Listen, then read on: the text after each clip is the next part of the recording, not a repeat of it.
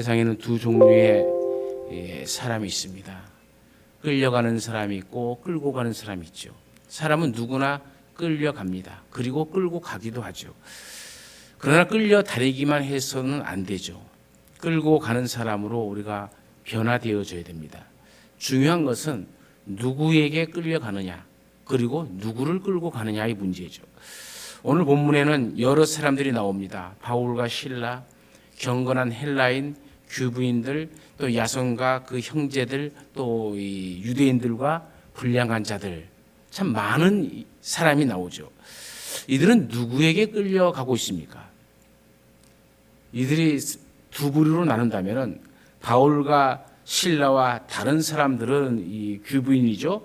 규부인과 헬라인과 또 야손, 이런 사람들은 성령에 끌려가고, 또 유대인들과 불량자들은 사탄에 끌려가는 모습을 우리가 볼 수가 있죠. 성령에 끌려다니는 사람들은 다른 사람들을 세워지고 진리를 선포하고 모든 이들이 구원받음을 보고 기뻐하는 자들입니다. 그러나 사탄에 끌려다니는 사람들은 시기합니다. 거짓을 말합니다. 너 죽고 나 죽자는 식입니다. 폭력을 가합니다. 말이나 행동으로서 남을 무너뜨립니다. 또 끌고 가는 사람들을 보십시오. 바울과 실라는 구원받은 사람들을 이끌고 갑니다. 복음으로 이끌고 삶으로 이끌어 갑니다.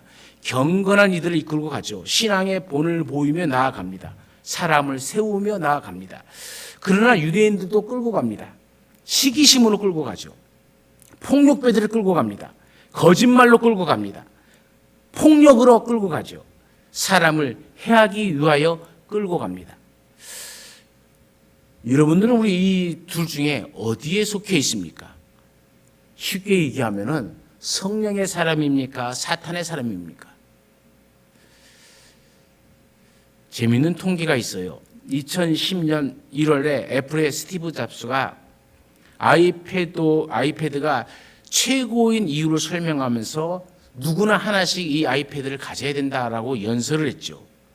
그런데 아이러니한 것은 이러한 이야기한 이 잡스가 자기 자신의 자녀들은 절대로 아이패드를 쓰지 못하겠다는 거예요. 이것은 잡스만 그런 것이 아닙니다. 이 테크놀로지의 거물들도 자녀들에게 비슷한 제약을 하고 있었어요. 참 당혹스러운 일 아닙니까? 그것을 팔아서 사람들에게 돈을 버는 그 개발이 최고다. 이것이 최고의 기계다라고 했던 사람들이 자기 자녀에게는 그걸 쓰지 못하겠다는 것이죠. 공인된 세계의 모든 사람들이 그러더라는 것이죠. 그 이유가 뭐겠습니까? 자신의 자녀들에게 이 테크놀로지 제약을 가하는 이유가 무엇이겠어요?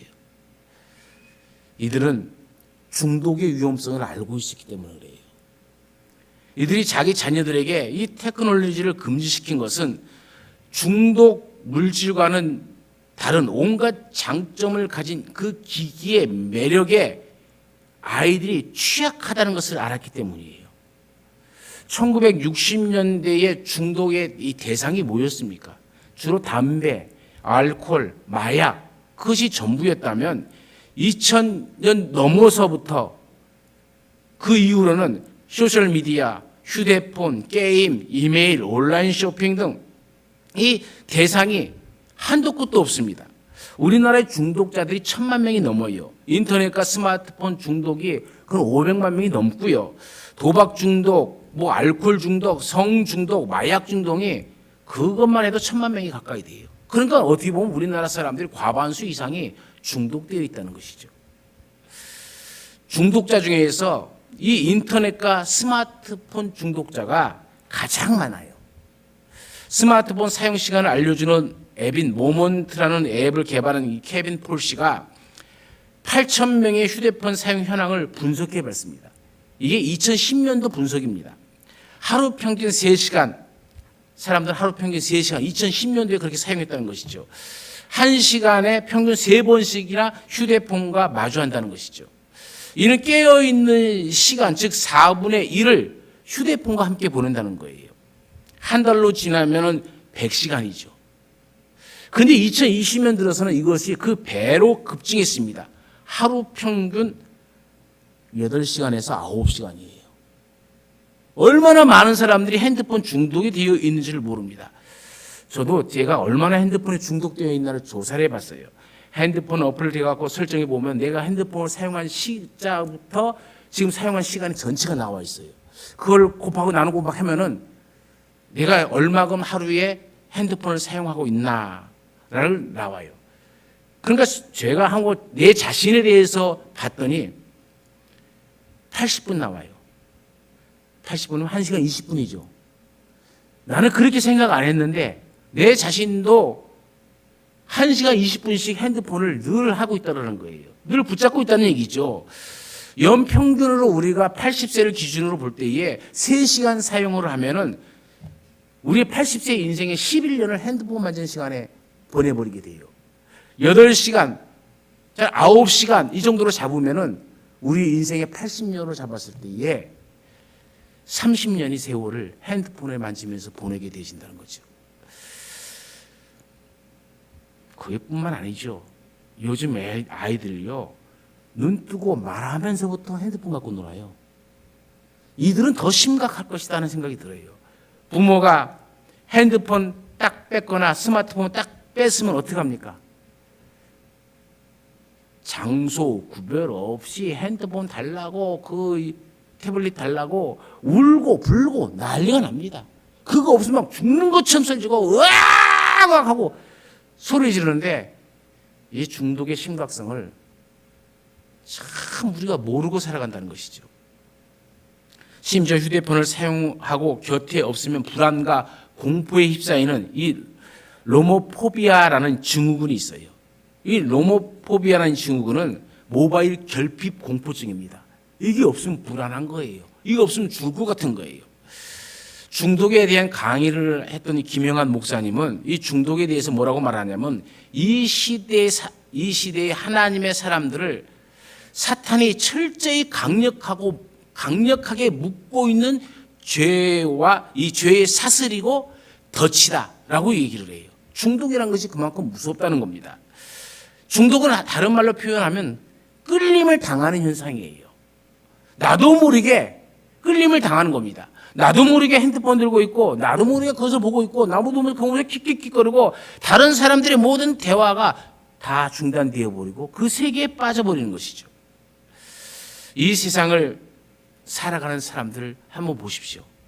얼마나 많은 것에 중독되어져 있는가, 끌려가는 삶을 살고 있는가를 보라는 얘기입니다. 우리가 이끌고 가는 사람이 되어야 되는데 그러지 못하죠. 이끌고 가는 사람은 능동적인 삶을 사는 사람이고 이끌림을 받는 사람은 수동적인 삶을 사는 겁니다. 사람이 바르고 좋은 것에 끌림을 받으면 문제될 것이 뭐가 있겠습니까? 하지만 잘못된 것에 끌림을 받으면 문제가 생기죠.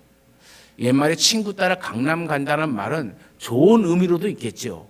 우정에 대해서 그만큼 좋은 친구다라는 말도 있겠지만 그 한편 이면에는 자신은 별로 하고 싶지 않은데 그냥 친구란 뜻 그 이름 하나로 억지로 끌려가는 말도 같이 포함되어지고 있다는 거예요.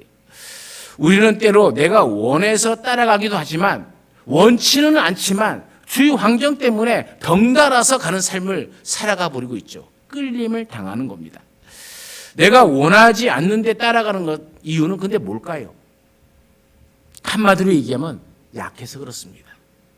내가 강하면 안 따라가고 딱 끊어버릴 텐데 내가 약하니까는 늘 그것에 끌려다니는 겁니다.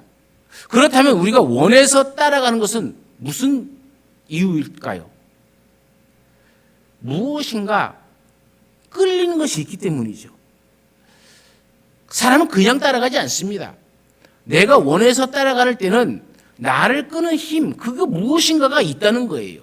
예를 들면 권력의 이끌림을 받은 사람은 그 인생이 권력에 따라 움직여지죠. 정치를 하는 사람들의 가장 큰 이유는 권력과 명예욕 때문입니다. 권력과 명예욕이 이 사람을 계속적으로 끌어당기는 겁니다. 또 돈에 대해서 생각해 보십시오.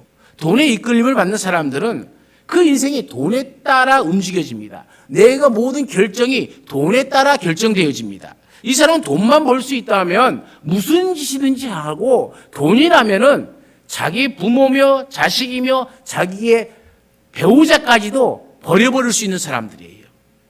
인생의 주체가 돈이 되었기 때문이죠. 그 돈의 매력에 푹 빠져버렸기 때문입니다. 그리고 어떤 사람은 다른 사람의 말에 이끌림을 받아요. 이 누가 이렇다더라 저거 이렇다더라 그러면 기분이 좋아졌다가 나빠졌다가 승질났다가 막 이 사람들의 말에 일이 희비가 갈려져 버리는 겁니다. 그러면 여러분, 하나님의 백성들은 어떻게 살아야 됩니까? 이 세상의 것에 아무 대책 없이 생각도 없이 끌려가서는 안 되겠죠. 도리어 세상을 끌고 가는 좀 멋진 사람이 되기를 간절히 바랍니다. 바울은 2차 전도 여행 중에 빌립보를 떠나서 암비볼리와 아볼로니아를 거쳐 데살로니가에 이르게 되어집니다. 이 데살로니가 도착해서 늘 하던 대로, 이 관례대로라면은 늘 하던 습관대로입니다. 회당에 들어가서 3주 동안이나 성경을 강론합니다.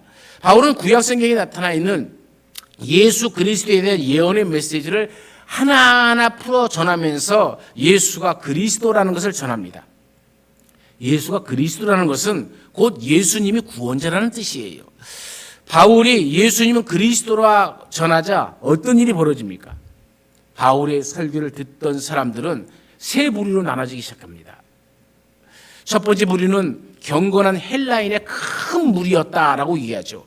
원래 이방 신을 섬겼던 자들인데 이제 바울의 이야기를 듣고 기독교로 개종하는 사람들을 말하는 겁니다. 두 번째 부류의 사람들은 적지 않은 귀부인, 적지 않다는 것은 많다는 얘기죠. 귀부인들이에요. 재물과 권력이 있는 사람들입니다. 세 번째 부류의 사람들은 유대인들입니다. 바울의 설교를 들은 이들의 반응이 어떠했습니까? 경건한 헬라인의 큰 무리와 적지 않은 귀부인들은 바울의 설교를 듣고 바울과 실라를 쫓았다라고 얘기합니다. 바울이 전하는 예수 그리스도를 믿었다는 얘기죠. 복음을 진리로 받아들이고 신앙인의 삶을 살게 되어집니다. 그런데 제일 먼저 믿어야 될 것 같은 이 유대인들은 그렇지 않더라는 것이죠. 유대인들은 불량배를 동원하여서 소동을 일으킵니다. 뿐만 아니라 바울이 야손이라는 사람의 집에 머물고 있다는 정보를 입수하여 야손의 집에 쳐들어갑니다. 야손은 이미 그 소문을 듣고 바울을 피신시킨 이후에 그들을 맞이했으니 야손의 집에서 바울을 찾을 수가 없었죠. 그런데 이 불량배들이 야손의 집에서 결국 야손을 잡아 사람들, 읍장들 앞에 끌어놓고 천하를 어지럽힌 사람들이 이곳에 왔는데 이 야손이라는 사람이 맞아들였다. 이 사람은 가이사의 명을 거역한 사람이다. 우리에게 임금은 가이사밖에 없는데 이 사람들은 예수를 임금이라 한다 하면서 고소를 하죠. 결국 읍장들은 여러 가지를 둘러보다가 보석금을 받고 야손이 죄 없음을 해갖고 풀어줍니다. 그런데 여러분, 왜 유대인들은 불량배들까지 동원해서 바울을 잡으려 합니까? 말이 불량배지 요즘 말로 하면 조폭들입니다. 조폭들을 끌면서까지 왜 바울을 잡아서 또 죽이려고까지 합니까? 왜 복음을 전하는 것을 이렇게 반대합니까? 바로 예수 그리스도는 세상을 끌어당기는 강력한 중력과 자석과 같기 때문에 그래요. 여러분, 중력과 자석의 공통점이 있어요. 그게 뭐냐면 서로 끌어당긴다는 것이죠. 우리가 높이 뛰기를 해도 다시 땅으로 떨어지죠. 그죠? 사과가 나무에서 똑 분리되어지면 위로 올라갑니까? 밑으로 떨어집니까? 한 번도 못 봤어요? 저도 한 번도 못 봤어요. 위로 올라가는 것은. 떨어집니다. 다 이 만류 인력이 작용하기 때문에 그렇죠. 인간이나 물건이나 언제나 위로 던지면 아래로 떨어지게 되어지는 것이죠.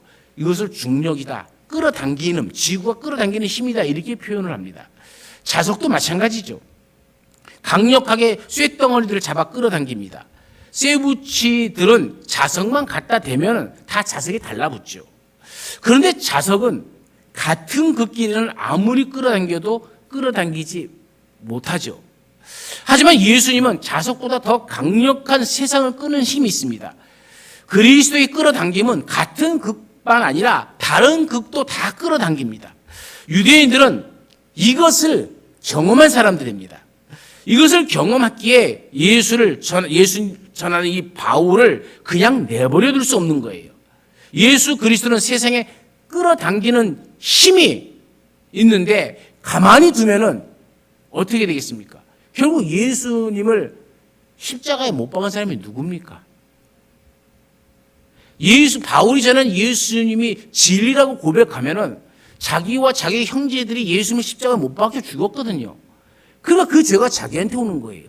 그러니까는 아예 그것을 전하지 못하도록 전하는 자들을 다 잡아 죽이기 위해서 유대인들이 패를 이루면서 조폭들까지 동원하면서 잡아 죽이려고 하는 것이죠. 옛날에 먼 옛날도 아닙니다만은 TVN이라는 방송국에서 이 법륜 스님의 증문즉설 프로그램이 있었어요. 진행했습니다. 이 프로그램의 방청객들은 그 자리에서 법륜 스님에게 질문을 던지고 스님이 대답하는 식으로 진행되었죠.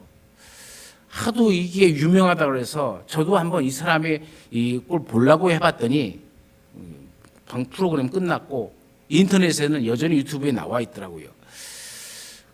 그래서 사람들이 어떤 질문하는지 또 그 질문을 한번 들어봤습니다.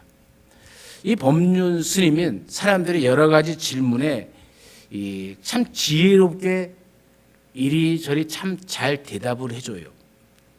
하지만 아무리 법륜 스님이 그 지혜롭게 대답해 준다고 해도 인생의 근본적인 죄와 죽음의 문제에 대해서는 불교의 교리로는 명확하게 대답을 줄 수 없어요. 왜냐하면 이 불교의 창시자인 석가모니조차도 죽으면서 내가 어디로 가는지 모른다고 했는데 어떻게 그 밑에 있는 사람들이 그것을 알 수 있겠습니까? 그를 따르는 사람들이 대답해 줄 수가 없는 거죠. 여러분, 인생의 가장 중요한 문제의 답은 예수님 안에 있습니다. 그래서 정말 인생의 중요한 이 죄와 죽음의 문제를 진지하게 고민한 사람들은 예수님의 말씀을 들을 때 주저없이 예수님을 믿기로 선택을 합니다. 그러나 예수 그리스도만이 세상을 끄는 힘이 있는 것이 아니라 사탄도 세상을 끄는 힘이 강력합니다. 육신의 정욕과 안목의 정욕과 이생의 자랑으로 사람들을 끌어당깁니다. 마귀의 유혹에 빠져서 사탄의 끌림을 받는 사람은 예수님을 거부하게 되어집니다. 그래서 사단의 도구가 되어서 믿는 사람들을 핍박합니다. 예수님의 끌림 받지 못하도록 핍박하고 끊임없이 방해합니다. 바울은 예전에 바로 그런 사람이었잖아요. 그가 사단에게 이끌림을 받았을 때는 예수 그리스도를 믿는 사람들을 핍박했던 사람 아닙니까? 하지만 이제 예수님께 이끌림을 받는 자가 되니 예수님 때문에 핍박받는 자로 바뀌어진 겁니다. 그리스도인이란 말은 그리스도를 따르는 자요, 그리스도께 속한 사람이라는 의미죠. 그러므로 사단에게 끌려다녀서는 안 됩니다. 세상의 것에 끌려다녀서는 안 되는 것이죠. 세상을 끌고 가는 그런 사람이 하나님이 원하시는 그리스도인이 아니겠습니까? 그런데 우리가 세상을 이끌고 가는 그리스도인이 되기 위해서는 몇 가지 해야 할 일이 있습니다. 오늘 본문을 가지고 세 가지만 말씀드리겠습니다. 첫 번째는 먼저 내 자신이 예수님께 온전히 이끌림을 받는 자가 되어야 돼요. 그냥 하는 둥 마는 둥 하는 척 그렇게 하지 말라는 거예요. 하나님의 말씀에 이끌림을 받는 자가 되어야 됩니다. 바울이 세상을 끌고 가는 사람이 될 수 있었던 것은 먼저 바울 자신이 예수님께 이끌림을 받는 자가 되었습니다. 하나님의 말씀에 온전히 이끌림을 받는 자가 되었기 때문에 세상을 끌고 갈 수가 있는 것이죠. 바울은 다메섹 도상에서 예수를 만나고 완전히 예수님께 이끌림을 받는 자가 되었습니다. 바울뿐만이 아니죠. 세상을 이끌어가며 하나님께 쓰임 받았던 믿음의 사람들을 보십시오. 하나같이 먼저 하나님께 이끌림을 받았던 사람들입니다. 사이토 다카시가 쓴 세계사를 움직이는 5가지 힘이라는 책이 있어요. 저자는 이 책에서 세계사의 흐름에 가장 중요한 역할을 한 것을 인간의 감정이라 얘기합니다. 그리고 이 감정을 만들어내는 5가지 힘이 있는데 그 5가지 힘이 욕망이요, 모더니즘이요, 제국주의요, 몬스터요, 종교라 이렇게 얘기합니다. 저자가 말하는 4번째 몬스터는 이 괴물이라는 뜻인데 이것은 작가가 자본주의, 사회주의, 파시즘이라는 이 정치적인 이 구조를 말하는 것이죠. 그런데 이 작가가 모르는 것이 있어요. 그것은 뭐냐면은 이 5가지 힘이 세계사를 움직여 왔는지도 모릅니다. 그러나 그 힘보다 더 강력한 그 배후에는 하나님이 계시다는 것을 몰랐던 것이죠. 세계사의 주체는 하나님이십니다. 구속사의 주체 역시 하나님이시죠. 하나님이 이 세상을 이끌어 가시기에 결국 하나님께 이끌림을 받는 사람이 세상을 움직이는 사람이 되어지는 거죠. 실제로 하나님께서는 하나님께 이끌림을 받은 사람들을 통하여 세상을 이끌어 오셨습니다. 그리고 앞으로도 그렇게 하실 겁니다. 오늘 우리가 살아가는 이 시대의 문제가 무엇입니까? 리더십의 문제죠. 정치계를 보아도 그렇고 경제계를 보아도 그렇고 종교계를 보아도 그렇습니다. 특별히 한국 교회를 보더라도 한경직 목사님 이후로 정신적인 지주 역할을 하는 리더가 한국 교회에 없다는 거예요. 물론 교단을 대표하는 목사님들이 계시긴 하지만 한국 교회 전체를 아울러 한경직 목사님처럼 정신적으로 이끌어 갈 수 있는 사람이 없다는 거예요. 이것이 한국 교회의 아픈 현실입니다. 그 원인이 어디에 있겠습니까? 그것은 하나님께 이끌림을 받는 지도자들이 점점 줄어들고 있기 때문에 그래요. 오히려 자신의 화려한 경력과 인간적인 능력을 더 의지하고자 하는 소위 인본주의적 자질을 갖춘 지도자들이 많기 때문이에요. 여러분 목사들 보십시오. 요즘은 목사 청빙을 해도요. 제가 청빙 기사를 봤는데 옛날에는 박사 학위 소지자 뭐 이렇게 해놨어요. 근데 요즘은요. 어느 조금만 교회가 되면은 500명 이상에서 부목사 역할을 한 사람. 그게 담임 목사하고 무슨 상관이 있는데? 여러분 박사라는 것이 담임 목사하고 하는 거하고 무슨 상관이 있습니까? 그런데 우리는 세상의 것과 똑같이 교회가 따라가고 있는 거예요. 이끌어가는 것이 아니라 따라가고 있어요. 그러니까 점점 교회가 힘들어지고 어려워지는 겁니다. 우리 교회도 마찬가지 아닙니까? 초대교회 7 집사와 같은 믿음의 용장들이 보이질 않아요. 그 이유가 무엇일까요? 그것은 하나님께 이끌림을 받기보다도 자신의 경험과 지식으로 교회를 이끌어가고 하기 때문에 그래요. 우리는 이 세상을 이끌어가기 위해서 내가 먼저 예수님께 이끌림을 받는 자가 되어야 됩니다. 우리 모두 먼저 예수님께 이끌림을 받고 하나님의 말씀을 따라 살아가서 하나님의 주시는 이 리더자의 은혜가 오늘 우리 가운데도 있기를 간절히 축원합니다. 2번째로는 매력적인 사람이 되어야 돼요. 사람이 어디에 끌리는 이유는 매력이 있기 때문에 그렇습니다. 그리스도인들은 매력적인 사람이 되어야 돼요. 방송인이자 작곡가로 활동하고 있던 이 유인경 씨가 매력적인 사람이 가지는 6가지 공통점에 대해서 6S로 표현을 했어요. 첫 번째가 심볼입니다. 상징이 있어야 된다는 것이죠. 심볼이에요. 매력적인 사람들에게는 다른 사람에게 자신을 각인시킬 수 있는 그런 심볼, 상징이 있다는 것이죠. 예를 들어서 스티브 잡스는 프리젠테이션 할 때 항상 청바지에 검은색 목도리를 입었어요. 그러니까 그 옷만 보면 네가 스티브 잡스냐? 네가 잡스냐? 이래요. 검은 목뒤에다 청바지 입으면 잡스 흉내냈네 그래요. 그게 원래 그전에는 그런 사람이 없었습니까? 있었죠. 그런데 그 사람이 독특하게 그렇게 계속적으로 나오니까 그것이 하나의 상징이 되어버렸죠. 여러분 매력적인 사람은 그 사람을 생각할 때 그 사람을 상징하는 무엇인가가 있어야 되고 보여줘야 됩니다. 2번째는 심플이에요. 단순해야 된다는 것이죠. 매력적인 사람은 단순하게 생각하고 단순한 삶을 산다고 그래요. 이 세계적으로 성공한 모든 사람들의 공통적인 말이 뭔지 아십니까? 복잡하게 생각하지 마. 단순하게 생각해 그래요. 사실 단순하게 생각한 그 안에 모든 정답이 있어요. 그런데 인간은 자꾸 그거를 복잡하게 만듭니다. 복잡하게 만들어갖고 거기서 뭐 하던 것을 굉장히 큰 명예로 해갖고 그걸 박사다 이렇게 얘기해요. 무지함이에요. 인간의 무지함에서 나와요. 신앙생활도 단순해야 되고요. 우리의 세상적인 삶도 단순해야 돼요. 단순해야 행복합니다, 여러분. 복잡하게 생각하면 머리 스른하고 골치 아파요.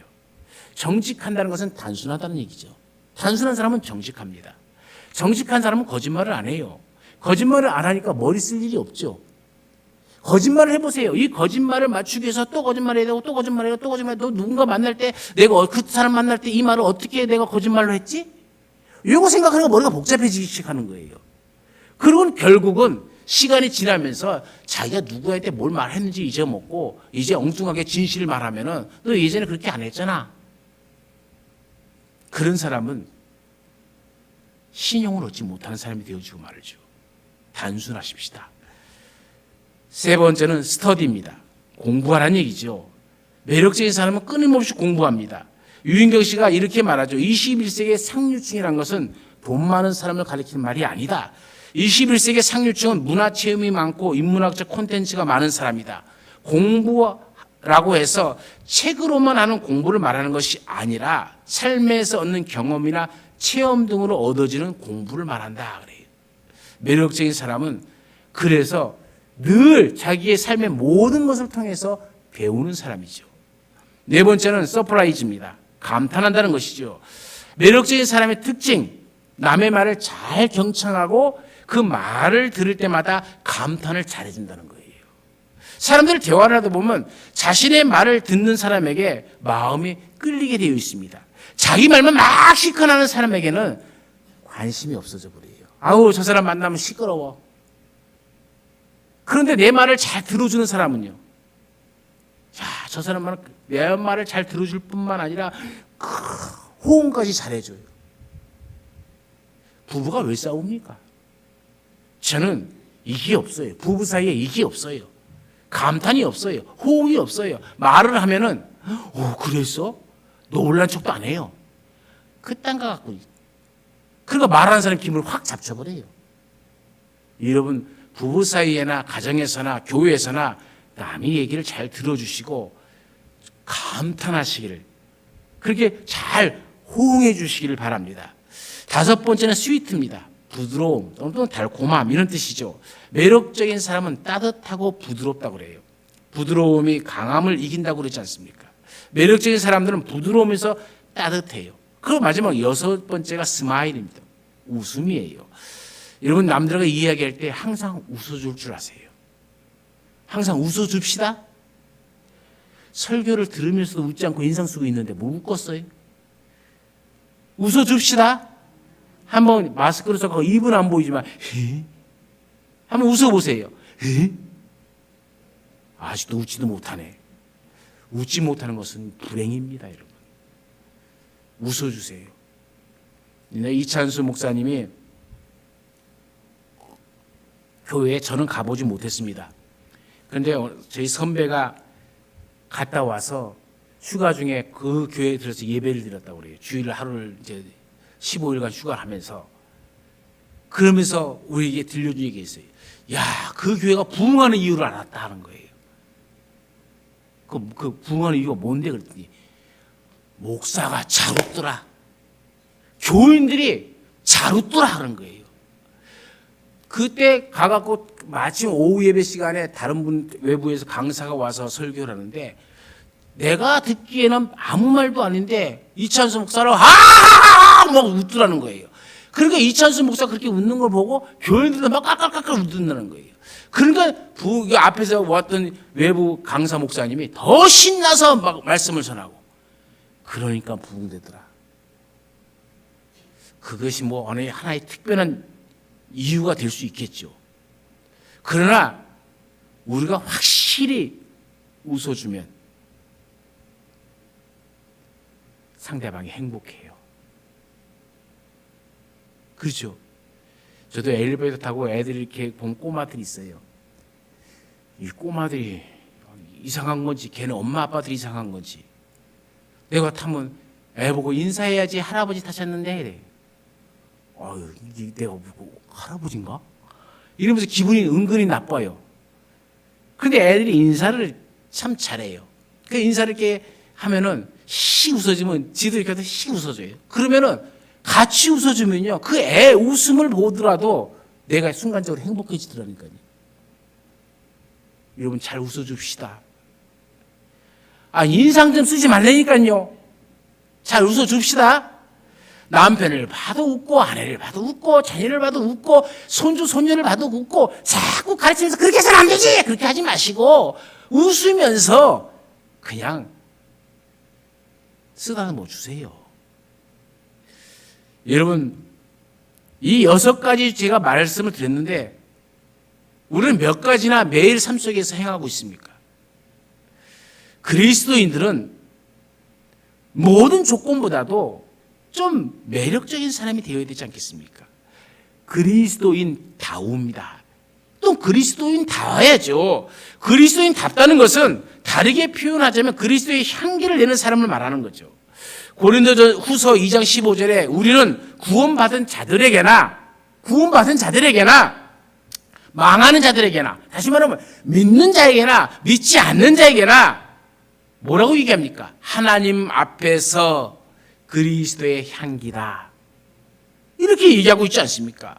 우리의 삶 가운데 그리스도의 향기가 나야 됩니다. 그리스도인다워야 됩니다. 꽃에는 향기가 있는 것 아닙니까? 사람에게도 그 삶을 통해서 나타나는 향기가 있습니다. 어떤 사람의 삶은 사람을 기분 좋게 하는 삶의 향기를 내뿜고요, 그 힘이 되는 향기를 내뿜습니다. 그런데 어떤 사람은 악취가 납니다. 역겨운 냄새가 납니다. 그리스도인들은 그리스도의 향기를 품어서 다른 사람들을 끌어당기는 그런 매력이 있는 하나님의 자녀들이 되어지길 간절히 축원합니다. 세 번째는 전하는 하나님의 말씀을 아멘으로 받아들여 삶 속에서 실천해야 됩니다. 아멘은 하나님의 말씀처럼 됩니다, 하나님의 말씀대로 살겠습니다라는 신앙 고백과도 같은 것이죠. 데살로니가전서 2장 13절에는 이러므로 우리가 하나님께 쉬지 않고 감사함은 너희가 우리에게 들은 바 하나님의 말씀을 받을 때에 사람의 말로 아니하고 하나님의 말씀으로 받음이니 진실로 그러하다. 이 말씀이 또한 너희 믿는 자 속에서 역사하느니라. 데살로니가 교인들은 바울의 설교를 들었지만 그것을 인간 바울이 하는 얘기로 듣지 않고 하나님의 말씀으로 받아들였다는 거예요. 하나님의 말씀으로 받아들이니까는 데살로니가 교인들에게는 놀라운 역사가 일어나기 시작했어요. 믿음의 역사가 일어났고 사랑의 수고와 소망의 인내가 교인들 가운데 풍성하게 나타났다고 바울은 칭찬하는 것 아닙니까? 세계의 최고 국가를 미국이라는 사람들이 많죠. 아마 그럴 것입니다. 미국이 오늘날 같이 세계 1등 시민의 삶, 1등 국가가 된 이유가 무엇이겠습니까? 좋은 신앙의 지도자들이 있었다는 거예요. 미국의 라이딩스 맥이보라는 이 대통령 여론조사팀이 있어요. 미국과 캐나다 등의 미국 학 전공 교수와 이 정치 전문가 719명을 모아서 역대 대통령들에 대해서 다 조사를 했습니다. 지도력, 업적, 위기관리 능력, 정치력, 인사관리, 성격, 도덕성 이런 항목들을 정해서 순위를 뽑았어요. 1위가 링컨, 2위가 루즈벨트, 3위가 워싱턴, 4위가 제퍼슨 순이었죠. 근데 이들은 다 독립전쟁이라든지 남북전쟁이든지 경제대공황이라든지 세계대전을 거쳤던 사람들이에요. 더 중요한 것은 하나님의 사람들이었다는 겁니다. 말씀이 귀중히 여기는 사람들이었어요. 누구보다 말씀을 사모했던 사람들입니다. 워싱턴은 하나님과 성경을 모르고 바른 정치를 하는 것은 불가능하다라고 얘기했어요. 이 제퍼슨은 하나님의 말씀인 성경은 인간에게 주신 가장 유익한 도덕률이며 이 나라는 성경의 기초 위에 서 있다라고 얘기했어요. 루즈벨트는 자기 인생을 참되게 살고자 하는 사람이라면 성경을 주의 깊게 연구하라 라고 얘기했고, 링컨은 성경은 하나님께서 인간에게 주신 최대의 값진 선물이다라고 고백하며 그 말들을 자기 책상 머리에 탁 써놓고 늘 보면서 성경의 가르침대로 살려고 애썼던 사람들입니다. 그들은 성경의 말씀을 하나님의 말씀으로 그대로 받았어요. 그 말씀대로 살았기에 하나님께서 그들의 인생을 책임져 주시고 끌려가는 인생이 아니라 끌고 가는 인생으로, 끌려가는 국가가 아니라 세계 모든 국가를 끌고 가는 국가로 만들어 주신 것 아닙니까? 우리 모두도 이와 같은 하나님의 은총이 있어서 정말로 우리가 이 세상 살아가면서 하나님의 말씀으로 좀 받아들이고 그 말씀들을 실천하여서 하나님이 주시는 은혜와 복이 우리의 삶 가운데 있기를 간절히 축원합니다. 하나님을 아버지라 우리는 말합니다. 성경은 하나님의 말씀이라 이야기합니다. 그러면서 우리는 하나님의 말씀대로 성경의 가르치심대로 살지 않고 내 뜻대로 살아가고 하나님 앞에 끌림을 당하기보다는 세상 것에 더 많은 끌림을 당하여 살아가고 있지는 않은지 돌이켜 봅니다.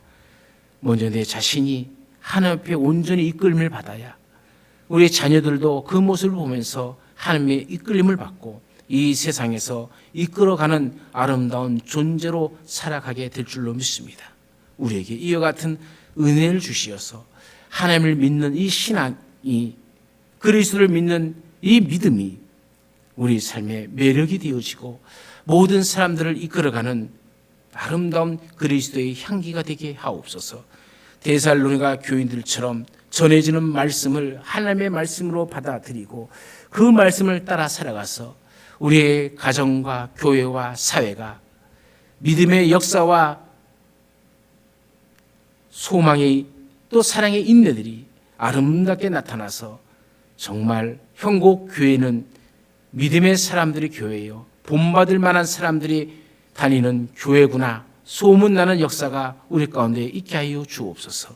언제나 우리와 함께 하시는 예수님의 이름으로 기도드리옵나이다. 아멘.